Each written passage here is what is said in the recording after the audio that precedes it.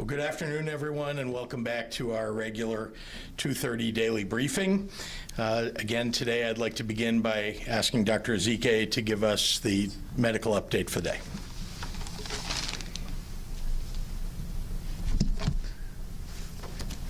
Thank you, Governor, and good afternoon, everyone.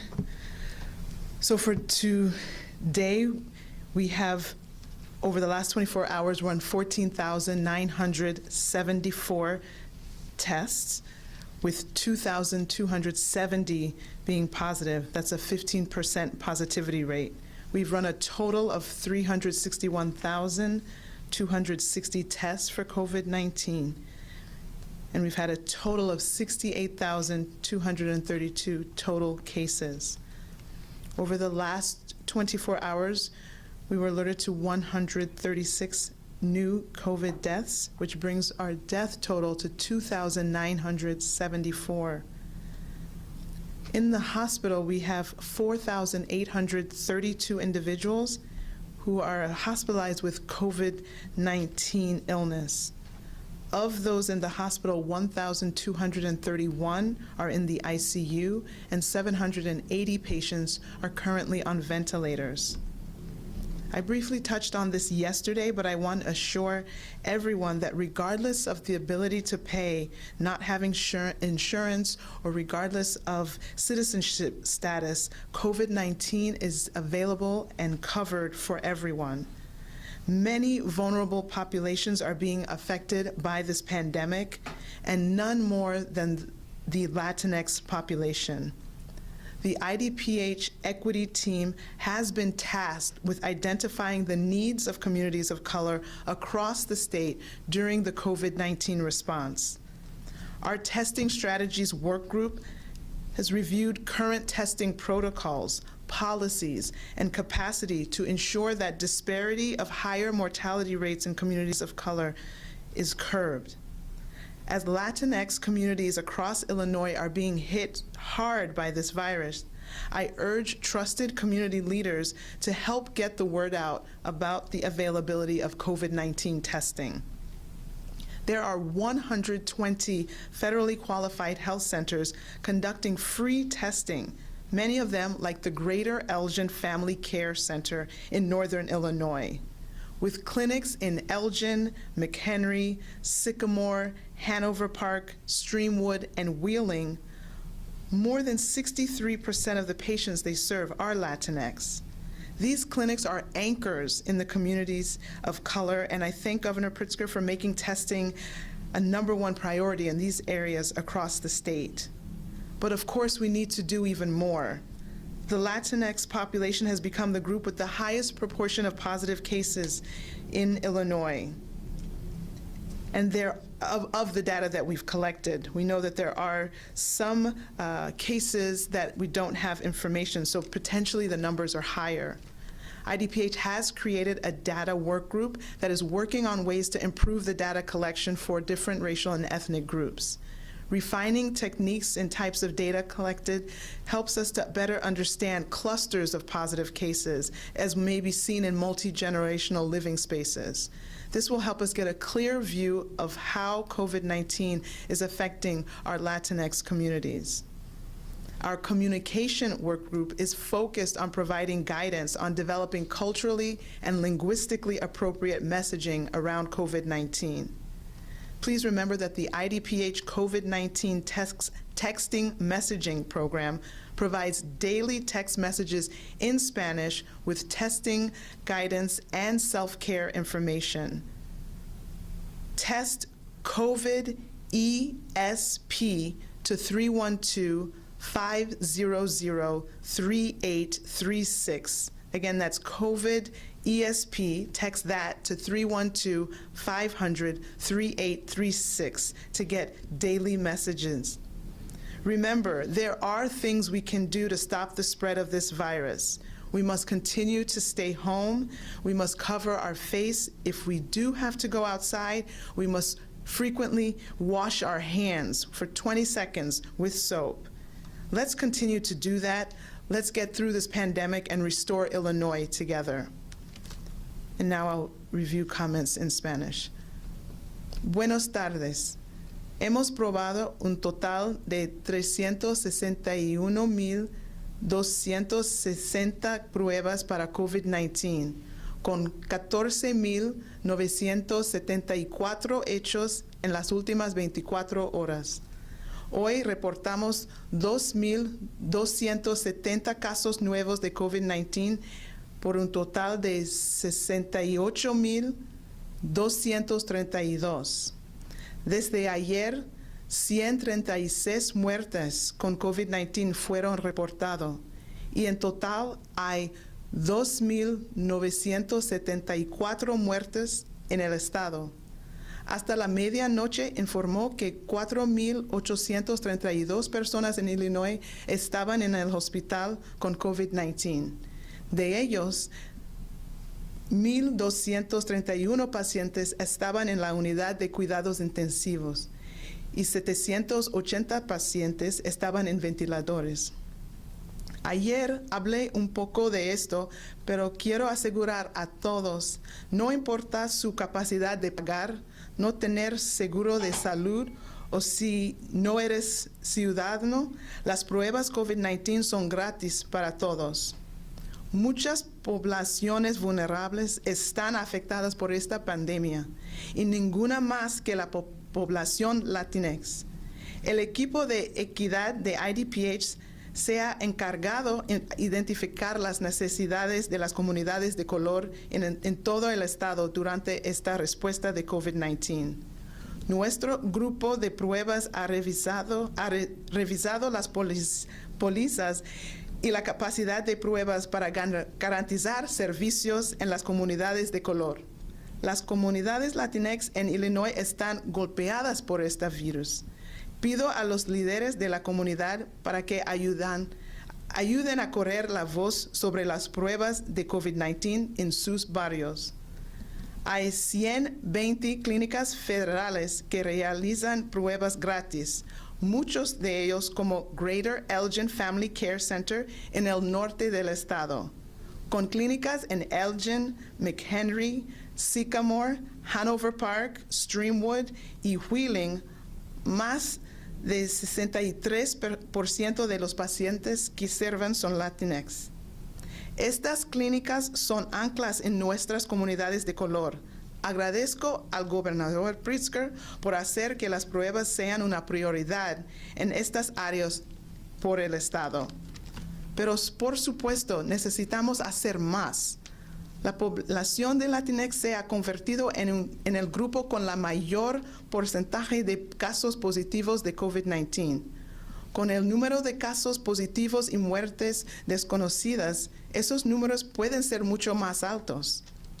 IDPH ha creado un grupo de datos que están trabajando en formas de mejorar la colección de datos para grupos raciales y étnicos.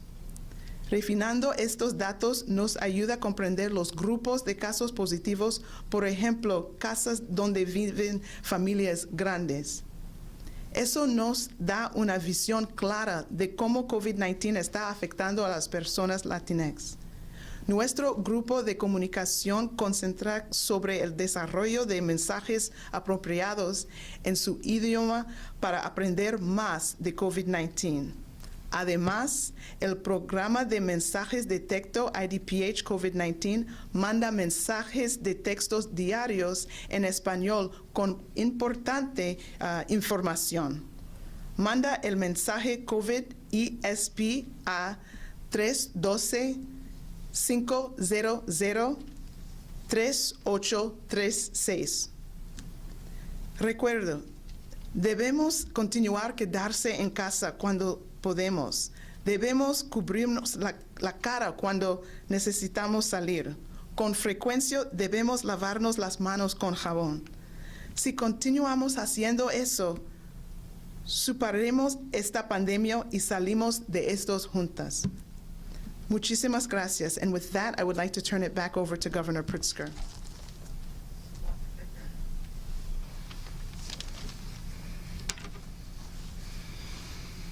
Thank you, Dr. Ezike. The doctor and I are joined here today by the Illinois Hispanic Chamber of Commerce's President and CEO, Jaime DiPaolo, as well as Dr. Marina Del Rios, who's the Director of Social Emergency Medicine and Associate Professor of Clinical Emergency Medicine at the University of Illinois at Chicago College of Medicine. In Illinois' response to COVID-19, I have said since the beginning that we are operating with a specific focus on our residents who are most vulnerable to the effects of this virus. Our seniors, our immunocompromised individuals, and people who have pre-existing conditions. And because of decades of disparities in healthcare access and delivery, we've seen the worst effects of this pandemic fall disproportionately upon the backs of the communities of color in our state.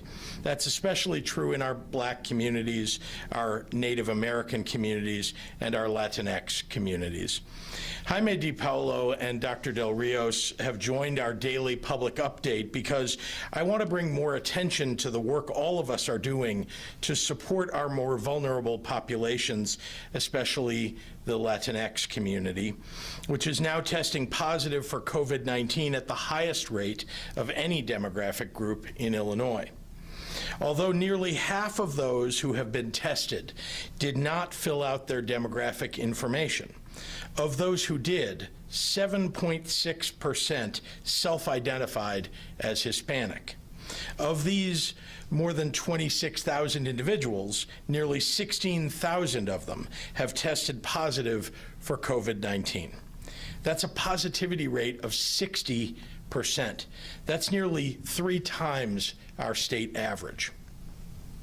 As a point of comparison, for the half of people who left their race blank on their forms, about 18,000 tested positive for the virus. That's 10%.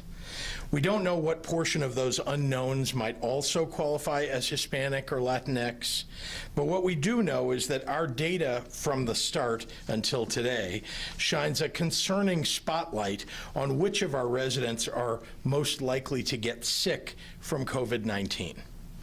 Decades of institutional inequities and obstacles for members of our Latinx communities are now amplified in this pandemic. And while we can't fix generations of history in the span of a few months, we must advance equity in our public health response today, everywhere and anywhere we can.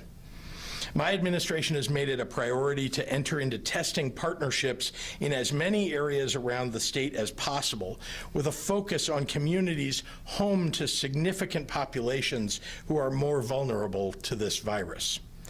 We now have over 200 public testing sites in Illinois, a third of which are located in communities with a significant Latinx population, measured here as greater than or equal to 17%, which is the Latino population number statewide. The reason many of our partners in Latinx communities have been chosen is not just for their locations, but also their accessibility to other services, particularly language services.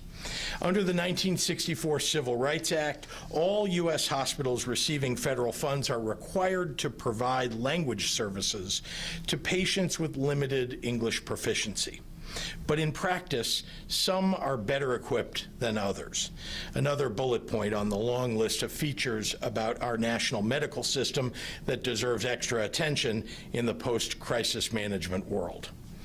So in bringing in our public partners in the Latino communities, we are proactively focused on community health centers that prioritize accessible services and are often home to bilingual staff, such as Alivio Health Center, Erie Family Health Center, VNA Healthcare, Esperanza Health, Howard Brown, and Greater Elgin Family Care Center. Additionally, of the 7 drive-through sites that the state does formally run, each offers bilingual support for Spanish speakers.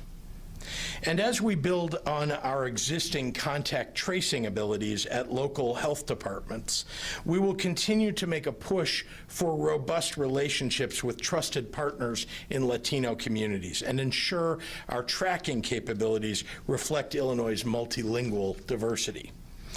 On another note, I want to reiterate that we are providing housing for those who need assistance with self-isolation if they've been exposed to or diagnosed with COVID-19.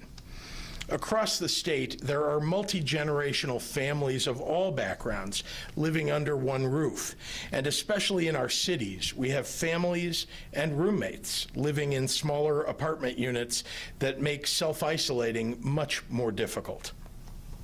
To support our residents who need help to quarantine in a safe space, the state has made available thousands of free hotel rooms for residents who may need to move out of their home as a precautionary measure to make sure they keep their families or their roommates safe.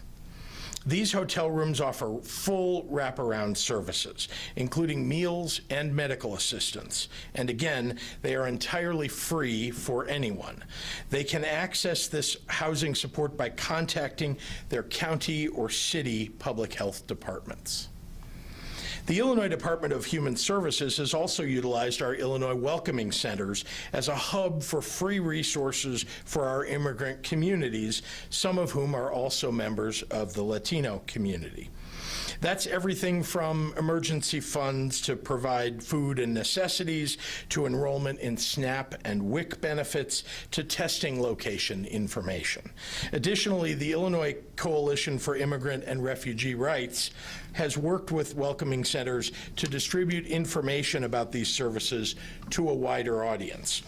For more information on our Welcoming Centers, I hope you'll go visit dhs.illinois.gov/help ISHERE. That's help is here. I want to say that again, dhs.illinois.gov/help is here, and then click help at home. In today's conversation, I also want to address workers' rights in the midst of this crisis. This pandemic has exacerbated existing socioeconomic inequalities, and that affects many communities, including the Latinx community. I want to ensure that everyone listening knows where to go if you believe an employer in your area is not following CDC guidelines regarding safe and sanitary practices in the workplace. The Illinois Attorney General's Workplace Rights Bureau, the Illinois Department of Labor, and the U.S. Department of Labor are investigating and enforcing CDC guidelines in non-compliant facilities. It is in everybody's best interest for these essential workplaces to take every precaution necessary to protect their workers. Employers who are bad actors need to be held to account. For public employers such as the state or local governments, public works departments, police and fire departments, complaints should be submitted to the Illinois OSHA through the Illinois Department of Labor. For private sector employees like gas stations, restaurants, and manufacturers, direct complaints to federal OSHA. Both of those reporting mechanisms can be found on the Illinois Department of Labor website at illinois.gov/IDOL. Employees from both the private and public sectors can submit a complaint with the Illinois Attorney General's Workplace Rights Bureau also. I want to also address the mask or face covering requirement that took effect on May 1st. At this time, face coverings are required in public situations where social distance cannot be maintained, and that applies only to those who are medically able to wear a mask. I recognize that this is a new practice for many in Illinois and the entire United States, but it's on us to change how we think about face coverings. Protecting your fellow Americans by wearing a face covering in public is a collective act of patriotism.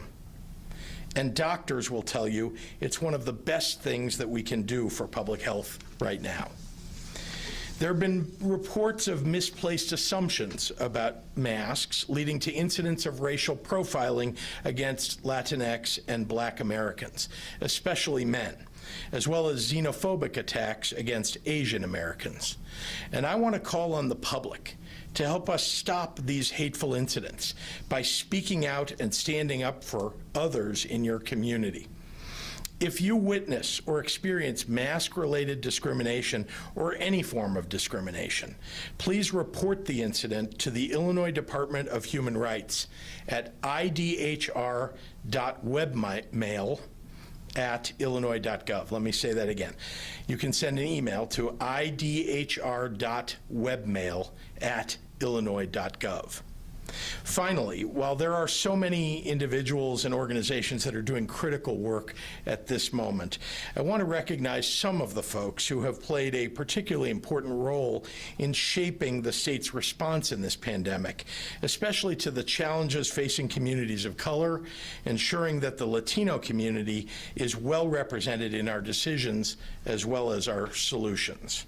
First, the IDPH COVID-19 Equity Task Force, which works to develop plans and communication strategies to reach communities of color and other vulnerable populations, including regarding the long-term mental and physical consequences of the pandemic. And of course, I want to recognize the contributions of the entire Legislative Latino Caucus. Co-chairs Representative Lisa Hernandez and Senator Omar Aquino, as well as a few individuals who have been incredible voices for justice and in helping with outreach in their districts. Representative Corina Villa on manufacturing issues, Representative Fred Crespo on education, Representative Selena Villanueva on public health, and Representative Delia Ramirez on housing. My team and I are working with communities across the state to address ongoing challenges, as well as to strengthen the efforts of trusted leaders already advancing COVID-19 awareness and prevention. Yesterday would have been the annual Latino Unity Day in Springfield, my second as governor. Last year, I was so proud to join the Legislative Latino Caucus, my deputy governors, Sol Flores and Jesse Ruiz, members of my cabinet who are teachers and nurses, our union workers and labor leaders, our police officers, our firefighters, state legislators and mayors, the people who help make Illinois the greatest state in the nation. This year, we can't gather like once we did. But I'll say again what I said then. The Latino community is the Illinois community.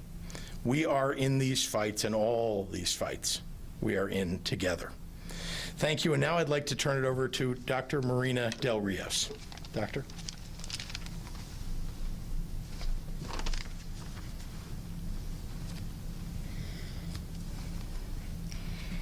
Buenas tardes.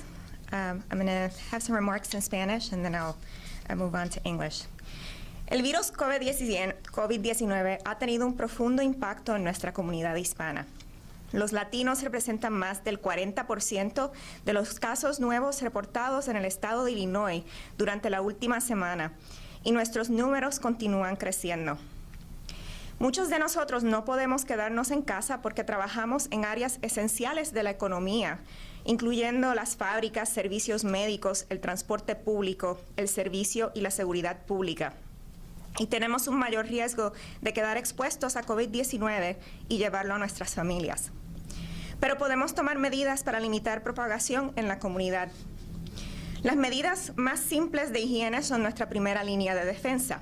Utilizar una máscara, mantener una distancia de 6 pies mientras trabaja, lavarse las manos con frecuencia y añadir a eso quitarse la ropa y ducharse inmediatamente al regresar a su casa después de trabajar.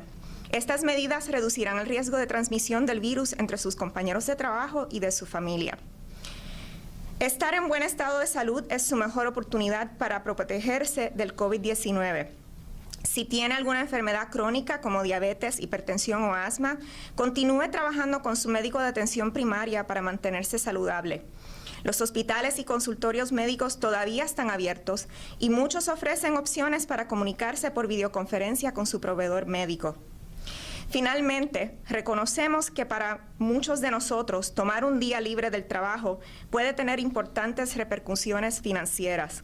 Sin embargo, hay mayores repercusiones en retrasar la atención médica cuando está enfermo. Sabiendo esto, es importante que si tiene algún síntoma que sugiera que pueda tener COVID-19, tómese un tiempo libre del trabajo y busque atención médica de inmediato, por su propia seguridad y la de sus compañeros de trabajo y de su familia. Hay más lugares en la comunidad donde ofrecen pruebas sin costo y están disponibles para los miembros de nuestra comunidad independientemente del estado de ciudadanía. Y, aunque no tenemos una cura para este virus, sí existen terapias que podemos ofrecer para controlar sus síntomas y evitar la progresión a una enfermedad más grave. Gracias por la invitación para hablar con ustedes. Exhorto a las personas a visitar nuestro sitio de web illinoisunidos.com para obtener información sobre recursos disponibles en nuestra comunidad.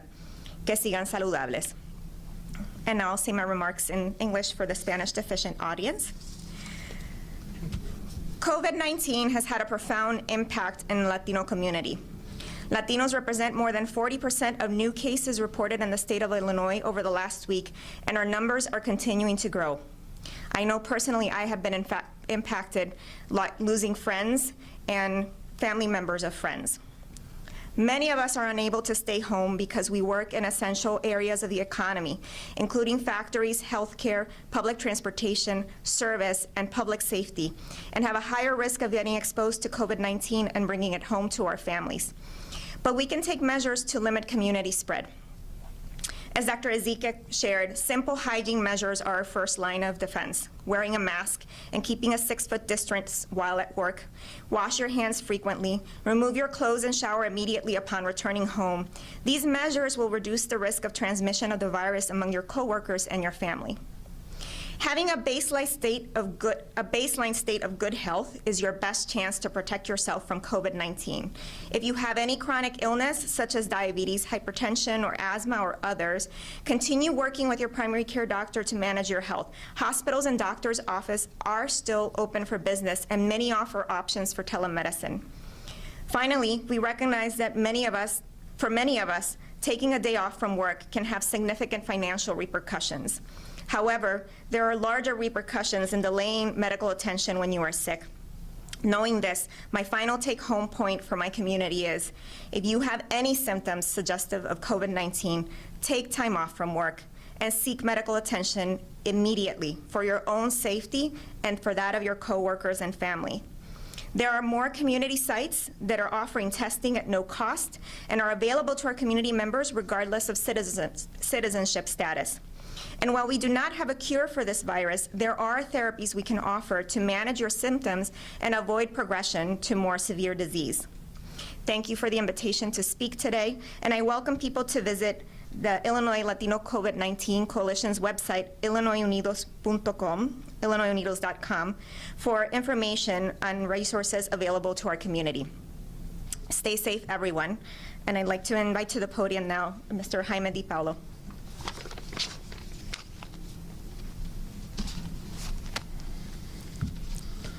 Buenas tardes, good afternoon. Thank you, Dr. Del Rios, for the kind introduction. Governor Pritzker, thank you for inviting me to speak this afternoon. The Latino Hispanic business community really appreciates what you've been doing for us. Thank you so much. Second, I'd like to thank the Illinois Hispanic Chamber of Commerce Board of Directors. Those are fully committed people with the right heart, fully committed to our vision and where we're going. My name is Jaime Di Paolo. I am the president and CEO of the Illinois Hispanic Chamber of Commerce. The Illinois Hispanic Chamber of Commerce mission is to cultivate knowledge, connections, and collaborations to effect transformational change to achieve sustainable economic impact throughout entrepreneurship. In 2019, we helped thousands of business open and COVID-19, including 396 deaths. Over 101,000 Missourians have been tested at this time. I want you to remember on the positive cases, that is a grand total again. I'll remind everybody from March the 7th when this started, a total. We need to take time and just realize that those are real people out there that died, that lost their life, that have loved ones. And I think so many times we get wrapped up in the numbers that we don't pay enough attention that these really are people that affects people's lives and families' lives. So I want to mention that today, especially to the families that are out there that's lost a loved one and for the people across this state. because regardless what the numbers are, comparison to anything else, it's still 396 people lost their lives to coronavirus on that. The other thing I want to give a little bit of a shout out today is Nurses Week. And it's what a better time than to congratulate, to recognize our nurses across the state of Missouri for what they do every day. And today, especially with the coronavirus out there and what they've went through over the last 60 days here in this state. But I just want to thank them for what they do every day. Every day taking care of people that in need, whether it's the coronavirus or whether it's other illnesses or whether it's accidents, whatever it might be. But those nurses are the front line of our healthcare system, and I just want to thank each and every one of them for the part that they play. As businesses reopen and Missourians return to work, we know that child care continues to be a concern. Under the Federal CARES Act, Missouri will receive $66 million in funding for child care assistance. Temporary changes in eligibility guidelines will now make it possible for more low-income Missouri families to qualify for child care assistance. The CARES Act Child Care Plan will also benefit children who are benefit children's care providers who continue to support the needs of working families during the COVID-19. Under the CARES Act, Missouri will also receive $1.5 million under the CARES Act to support food banks. These funds will be divided among Missouri's 6 regional food banks to help meet the needs of the growing number of families who now rely on food assistance.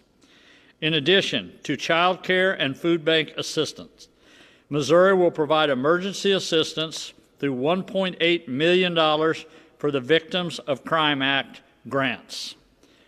Today, Director Tidwell is here to talk more about these funds and child care, the food banks, and the VOCA funding, so let her talk a little bit more about those funds. Jennifer? Thank you, Governor.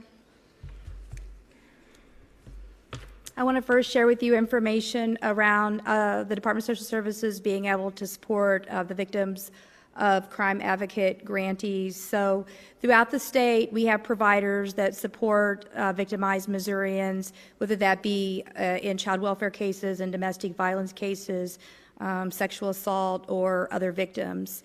We are pleased to be able to provide current grantees an additional $1.8 million in assistance.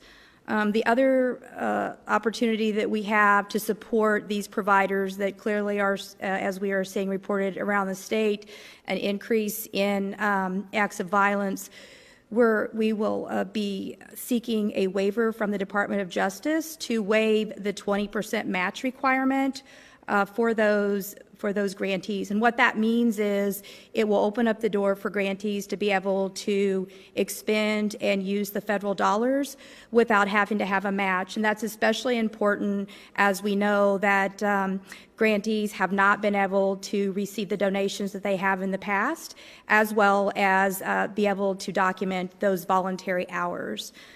We plan on seeking that waiver immediately from the Department of Justice and immediately releasing the $1.8 million in funds to current grantees.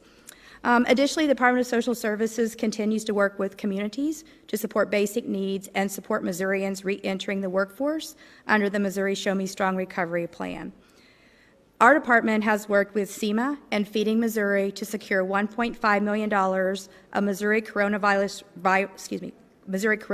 relief funding for the purchase of shelf-stable foods. Food banks and food pantries continue to see an increase in the number of Missourians seeking assistance, and shelf-stable food items are in high demand.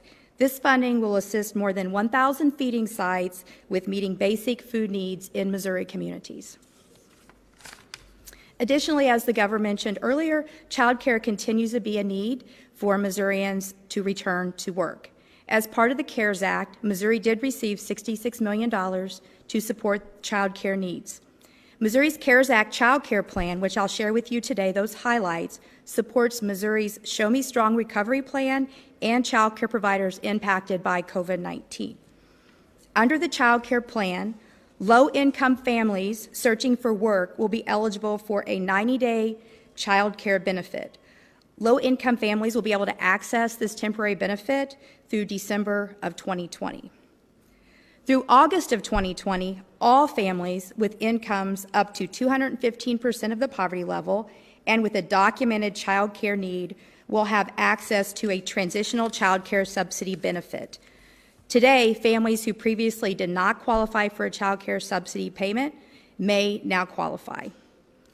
Many families eligible for this transitional benefit program will also see an increase in the benefit amount. Under a simplified two-tier structure, no family will receive less than 60% of the full child care subsidy benefit. Additionally, we need to make sure that families have access to child care providers.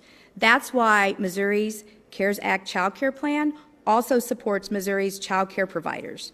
Child care businesses are essential to the success of Missouri's Show Me Strong Recovery Plan. Under the child care plan, child care providers remaining open to provide services to essential employees are eligible to receive a one-time payment. That payment will be based on the number of kids as far as capacity and range from $1,000 for providers caring for under 10 children to $7,500 for providers caring for more than 200 children.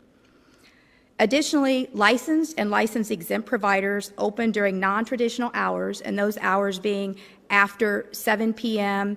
and before 6 a.m. on weekdays, and also having weekend hours, are eligible for a payment of $100 per child care slot for the months of April, May, and June.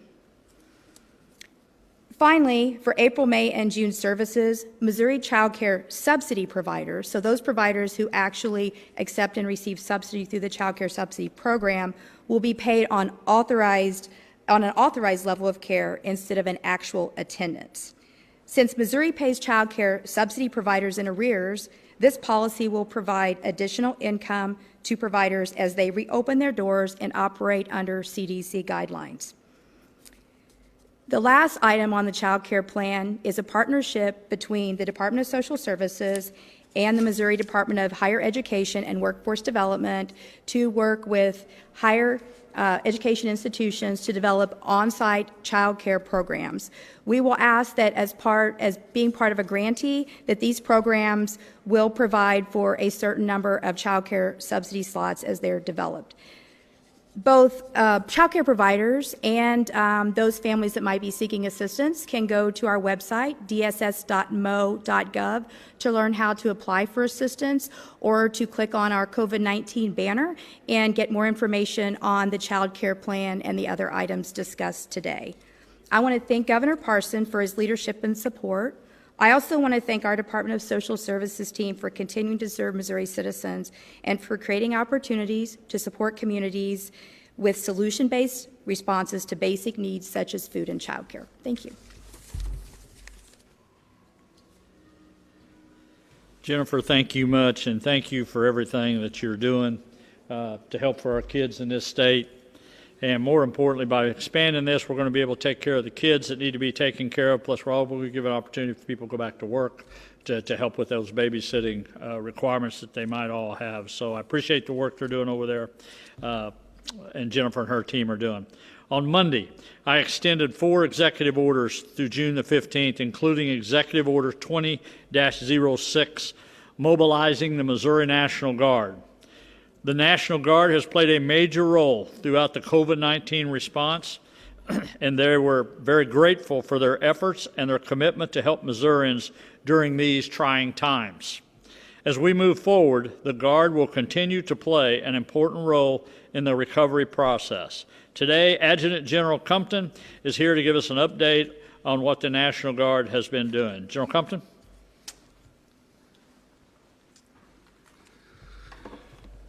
Thank you, Governor, and good afternoon.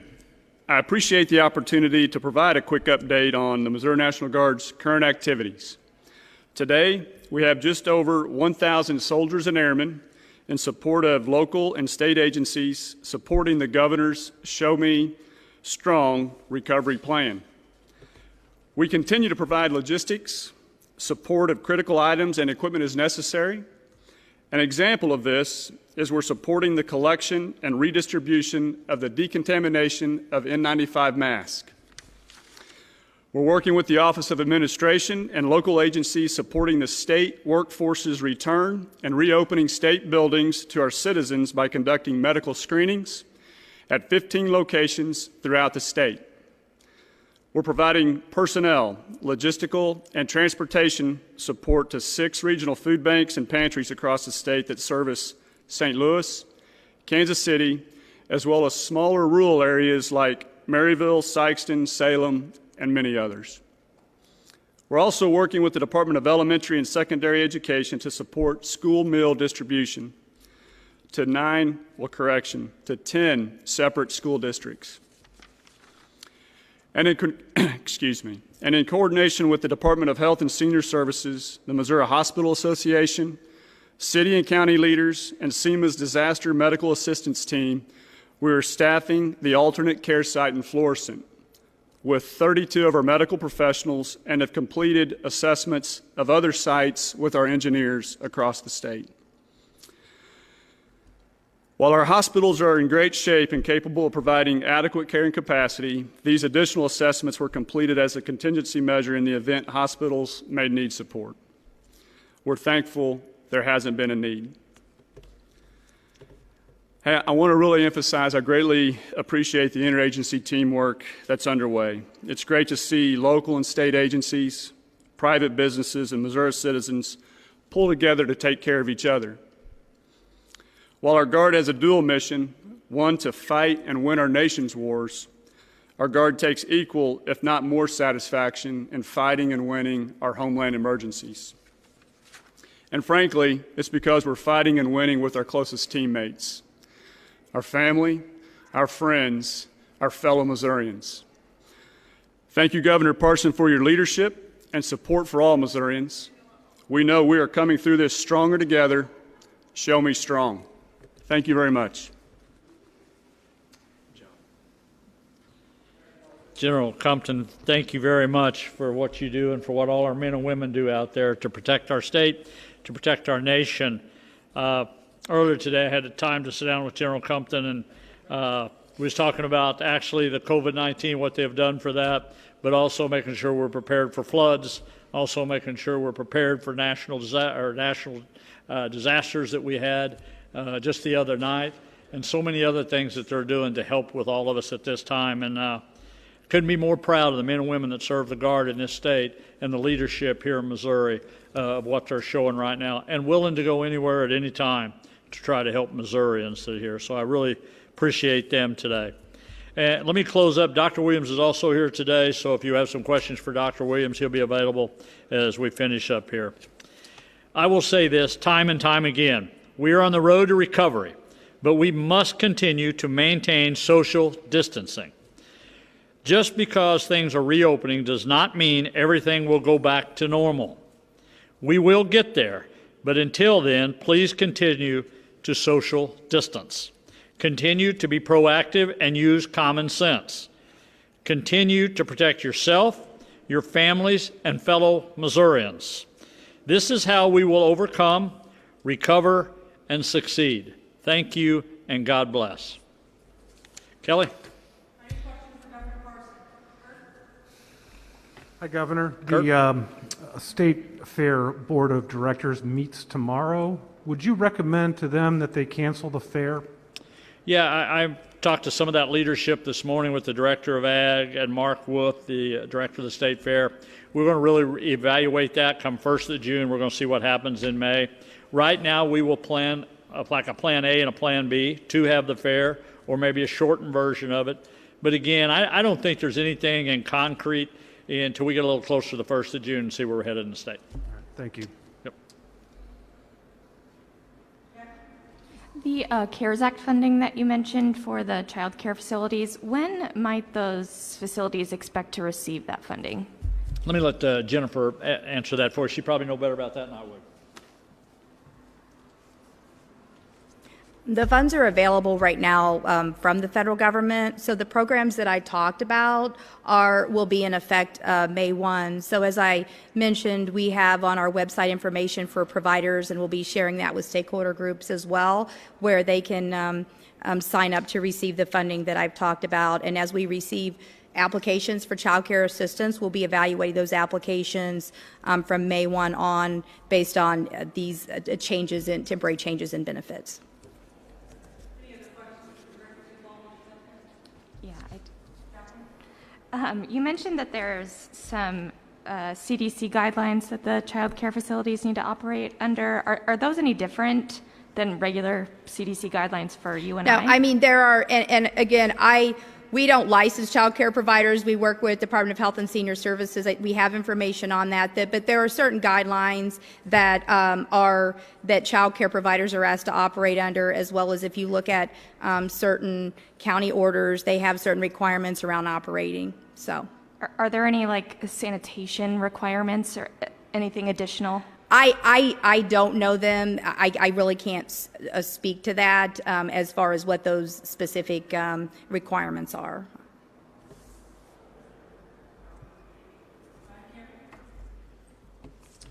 Is there an update on when Missouri can start to implement online purchasing of groceries with SNAP? USDA still says May to June 2020, but doesn't have a specific timeline. So the update that I have from this morning is we continue testing with Walmart and Amazon, which will be the vendors who have online food purchasing eligible.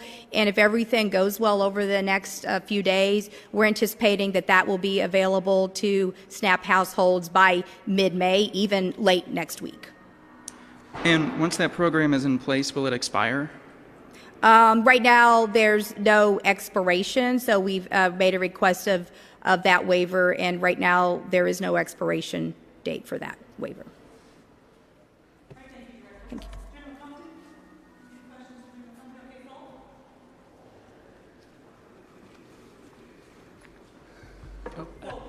All right, thank you. General, whenever the state of emergency does expire, how does that affect your readiness going forward? And do you need that to have the same readiness you have now? Yeah, hey, thanks for the question. As a matter of fact, I think it helps our readiness. Anything that we do, whether it be for our federal warfight or support to civil authorities, it enhances our ability to respond. Because what we do day in and day out is provide an organized, disciplined response. So it gives us a chance to reinforce what we do, whether, again, be for readiness to support our federal warfight. We can take advantage of the activities that we do in support of doing the efforts that we need to prepare our service members for support to civil authorities, and it enhances